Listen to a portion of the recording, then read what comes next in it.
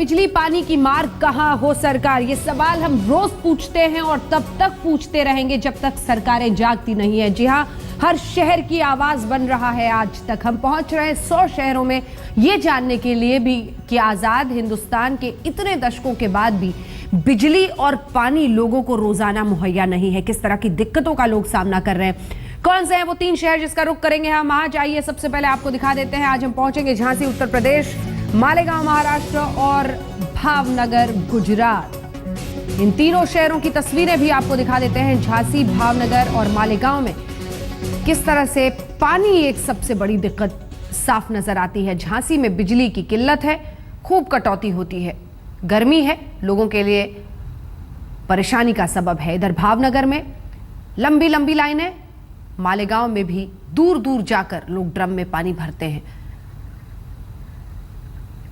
हमारे 3 सहयोगी तीनों हमारे साथ जुड़ रहे हैं अलग अलग शहरों से। सबसे पहले आपका परिचय करा दे। सईद अंसारी हमारे साथ झांसी से जुड़े हुए हैं। भावनगर से निशांत चतुर्वेदी हमारे सहयोगी हमारे साथ जुड़ रहे हैं। मालेगांव से मुनीश पांडे तमाम लोगों के साथ दिखाई दे रहे हैं, जिनके पास मुनीश आपके पास भी आएंगे। बहुत दिलचस्प तस्वीरें आपके पीछे दिख रही हैं, लेकिन उससे पहले आइए आपको सीधे लिए चलते हैं सबसे पहले निशांत के पास, जो भावनगर गुजरात में हमारे साथ इस वक्त जुड़ रहे हैं। निशांत, क्या परेशानी, पानी की जबरदस्त किल्लत का लोग सामना करते हैं यहाँ पर? अंजना, अभी तक शहरों का कोलाहल और शहरों में दिक्कतें हमने बहुत देखी गुजरात में। हम लोगों ने ये सब कुछ बहुत देखा कि आखिर कहाँ पर शहरों में दिक्कतें हो रही हैं, कहाँ पर अलग अलग इलाकों में तकलीफें हो रही हैं। लेकिन कभी आपने सोचा है कि शहर के अंदर ही अगर 2 भाग डिवाइड दिखाई दें, शहर के अंदर ही अगर 2 चीज़ें दिखाई दें, तो आप क्या कहेंगे? कौन सी 2 चीज़ें? एक वो जहाँ पर जिन लोगों को ज़रूरत है और एक वो जिनको ज़रूरत नहीं है। ठीक पीछे मेरे यहाँ पे तस्वीरें आप देख रहे हैं, एक ये तरफ है और एक दूसरी तरफ इधर देखें। बड़ी बड़ी इमारतें, लंबी लंबी इमारतों में पानी की दिक्कत की हम बात कर रहे हैं। अब जो बड़े बड़े विज्ञापन आपने टीवी पे देखे हैं कि कुछ दिन तो गुजारो गुजरात में, ये भी गुजरात है और ये भी गुजरात की एक तस्वीर है। उन इमारतों में बाकायदा बोरिंग लगे रहते हैं। उन इमारतों में शायद सरकारी मदद की जरूरत नहीं है, लेकिन यहाँ पर मदद की जरूरत होती है। सवाल खड़ा ये करते हैं, ये घड़े रखे हैं, खाली हैं, ये मटके रखे हैं, खाली हैं, क्योंकि हम आपको बता दें यहाँ पर पानी सिर्फ 3-4 दिन में 1-2 बार आता है।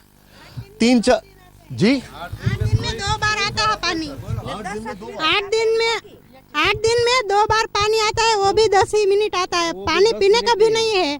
यहाँ हमारे को तकलीफ बहुत है पानी की, और यहाँ माल है, सबको बच्चे हैं, सब पढ़ने वाले हैं। आप लोगों ने सरकार से शिकायत की? यहाँ ग्राम पंचायत ने शिकायत की है, लेकिन यहाँ कोई सुनता नहीं है। आप लोगों के नल लगा हुआ है? हाँ, नल है ना, उसमें पानी नहीं आता? पानी आता है, लेकिन 10 मिनट ही आती है। पानी तो हम लोग को बिक्री कर से लेना पड़ता है, टैंकर से, बराबर है। कितना पैसा लेता है टैंकर? टैंकर वाला कम से कम अभी 350-400 रुपया अभी ले रहा है इस टाइम, एक टैंकर का। और कोई औरत लोग तो इधर कहीं वाल लगा है, वहाँ पे कपड़ा वपड़ा धोने के लिए चली जाती है हमारा सब। अगर भावनगर की बात की जाए तो भावनगर के अंदर बहुत बड़ा डिवाइड है। एक रूरल इलाके का है, एक अर्बन इलाके का है, और अर्बन इलाके में भी जो शहरी इलाके हैं उसमें भी ऐसे ऐसे पॉकेट्स हैं। जरा अपने दर्शकों को बता दें, इस जगह का नाम क्या है? ये जगह शक्ति नगर है, तड़ाजा रोड पे, अदेवाड़ा का। आप लोग कितने साल से रह रहे हैं? हम लोग यहाँ 15 साल से, हम तो है। आप कितने साल से? हम तो यहाँ 2 साल से है, लेकिन ये सोसाइटी करीबन 25 साल से है। और 25 साल से पानी नहीं? 25 साल से पानी आ रहा है। अभी तो सिर्फ 4-5 साल से ही पानी आ रहा है, लेकिन पानी की दिक्कत वो है कि पानी सिर्फ 10 मिनट ही देता है, और कभी कभी हफ्ते में 2 बार देता है, तो कभी भी 1 ही बार देता है। और प्रॉब्लम ये है कि पानी का जो प्रेशर रहता है ना, वो बहुत कम रहता है। आपने शिकायत की इसकी? शिकायत हमने सरपंच से भी की है, और यहाँ पे जो पानी देने वाला है, सप्लायर है, उससे भी की है, लेकिन कोई सुनने वाला यहाँ है ही नहीं। सरपंच से जब शिकायत करते हैं, क्या कहता है सरपंच? सरपंच कुछ नहीं कहते, कुछ सुनता ही नहीं है, सरपंच मिलता ही नहीं है। तो लोग वोट लेने आते हैं, आप लोग बोलते नहीं उनसे? बोलते हैं ना, तो बोलेगा अगर हमारी पार्टी आएगी तो हमको ये करेंगे, हम वो करेंगे।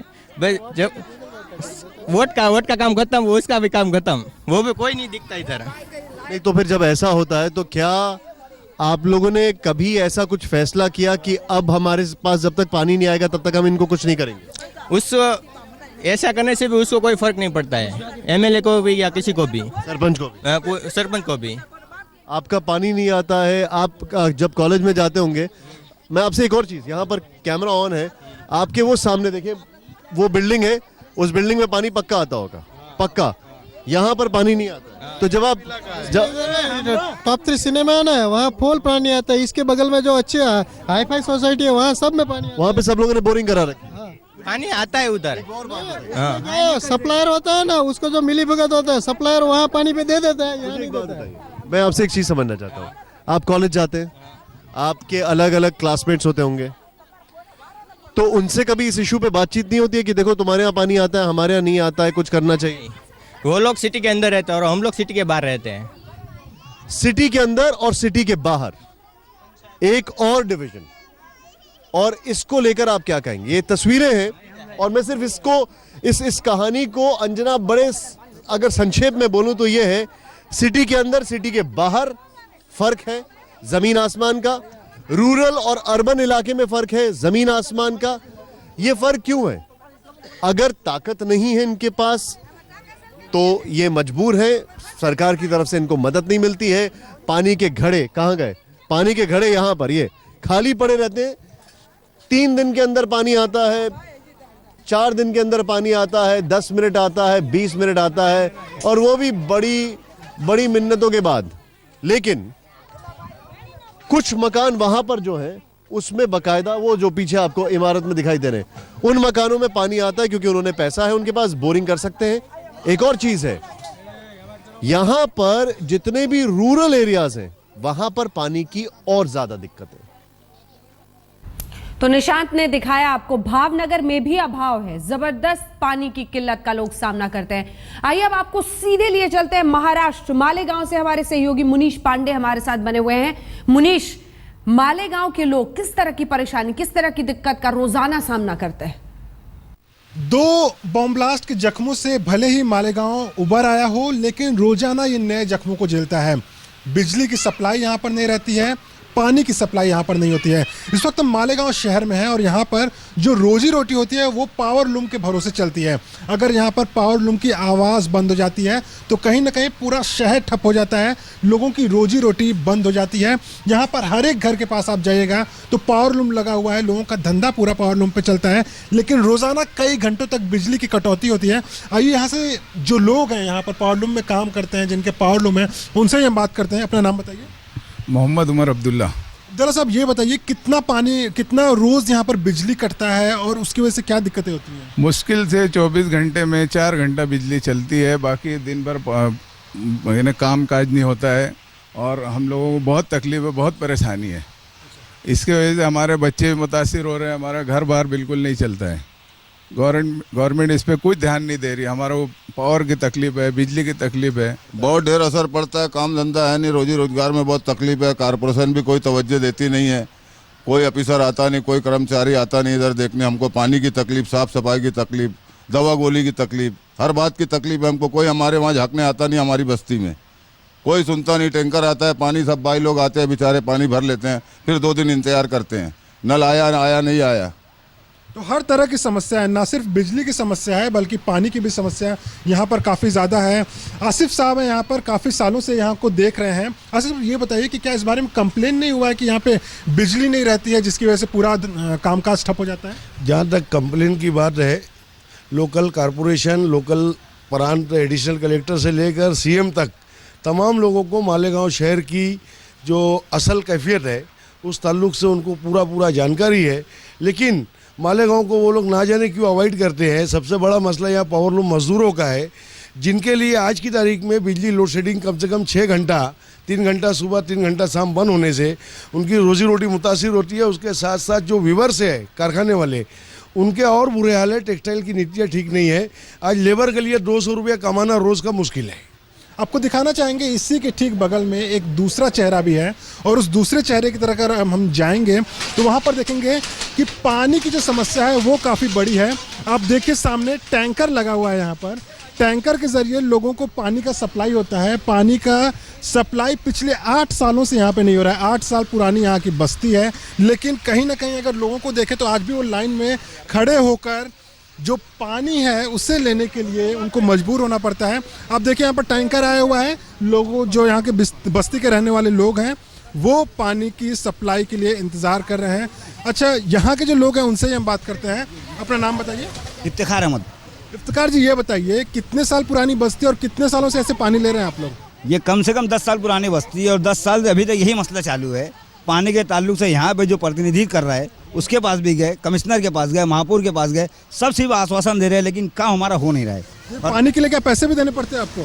जी बिल्कुल देना पड़ता है। ये प्राइवेट टैंकर वाला है, ये आता है तो इसको 400 रुपये हमको डीजल देना पड़ता है। बहुत हम लोग को तकलीफ है। हम लोग गेट पे से पानी कभी कभी मंगाते हैं, कभी कभी टैंकर प्राइवेट मंगा कर हम लोग पैसा देकर भरते हैं। कभी कभी घर में पानी नहीं रहता है, ना खारा मिलता है ना मीठा मिलता है। बहुत ज़्यादा हम लोग को तकलीफ होती है। गर्मी काफ़ी ज़्यादा बढ़ गई। आप ये बताइए कैसे पूरा दिन निकालते हैं आप लोग? आधा खारा आधा मीठा। हाँ, तो दूर से लाना पड़ता है, बच्चों को छोड़ छोड़ के जाना पड़ता है। जवान जवान लड़की घर पे रहती है, फिर क्या करते फिर अब। कहीं ना कहीं अगर बात करें इस मालेगांव की तो तस्वीर कहीं से ऐसी नहीं दिख रही है कि आगे आने वाले समय में इनकी तस्वीर में कुछ बदलाव होने वाला है या फिर कहीं ना कहीं इनकी तस्वीर बेहतर होने वाली है। हमारी कोशिश ये रही कि हमारी बात कम से कम सरकार तक पहुँचे और जो लोग यहाँ पर हैं उनके लिए आगे आने वाली जिंदगी थोड़ी बेहतर हो सके। मुनीश पांडे और निशांत ने दिखा दिया आपको वहां पर किस तरह की दिक्कत का सामना लोग कर रहे हैं। आइए अब सीधे लिए चलते हैं आपको झांसी उत्तर प्रदेश। सईद, यहां पर किस तरह की परेशानी?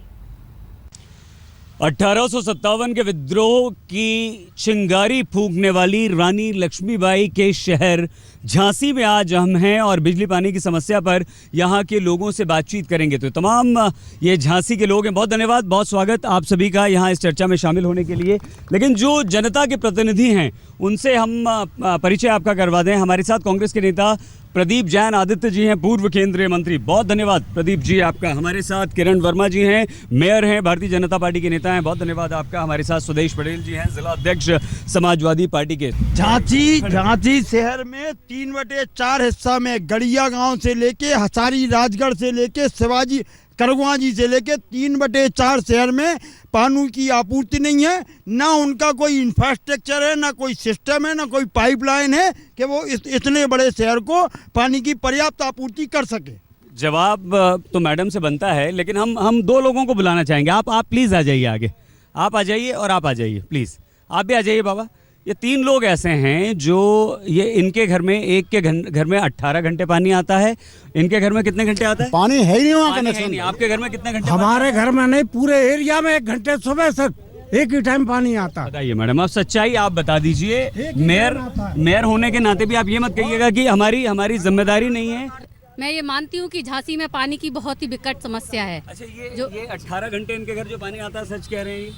ये जो टंकी है और सिविल लाइन एरिया है जहाँ पे बड़े बड़े लोग रहते हैं, वर्तमान सरकार के लोग रहते हैं, उनके आसपास के क्षेत्र में पानी भरपूर मात्रा में मिलता है। लेकिन झांसी में अन्य क्षेत्रों में जहाँ दलित बस्तियाँ हैं और जहाँ गरीब लोग निवास करते हैं, जहाँ पथरीली भूमि है, जहाँ पर की पानी नहीं है, वहाँ पानी की बहुत ही अव्यवस्था है। सरकारें बदल जाती हैं, हमारी छाती पे बिजली बनती है, प्रदूषण हमें मिलता है, लेकिन बिजली का वितरण ठीक ढंग से नहीं होता। हम लोगों पे मुकदमे भी लगे, लेकिन हम लोग वो आंदोलन लगातार लड़ते रहे और हमारी अपेक्षा यही है कि राज्य सरकार को बुंदेलखंड को 24 घंटे बिजली देना चाहिए। कांग्रेस बीजेपी दोनों ने स्वदेश जी हाथ खड़े कर दिए हैं और जिम्मेदारी आप पे डाल दी है। हाँ, बिजली 24 घंटे झांसी को मिलना चाहिए, ऐसा हमारी सरकार की भी मंशा है। क्यों नहीं हो पा रहा? और उस दिशा में सरकार काम कर रही है। बुंदेलखंड में बहुत सारे बिजली उत्पादन के प्रोजेक्ट लगाए गए हैं। मेयर साहब यहाँ हैं, जो भी प्रस्ताव बना करके भेजेंगी, पेयजल में किसी तरह की कोई कमी धन की या प्रशासन की ओर से नहीं आएगी। पर लगातार जारी है। कौन से होंगे वो 3 शहर जिसका रुख हम कल करेंगे, ये जानने के लिए कि बिजली पानी की मार कैसे झेल रहे हैं लोग और क्यों चुप है सरकार। पुणे, ग्वालियर और रांची, ये है वो 3 शहर जहां कल पहुंचेगा आज तक। और इसी के साथ हमारे इस विशेष कार्यक्रम में इतना ही, लेकिन कल 4:30 बजे जरूर रहिएगा हमारे साथ, क्योंकि फिर रुक करेंगे 3 शहरों का। बार बार पूछेंगे बिजली पानी की मार कहां हो सरकार। देखते रहिए आज तक।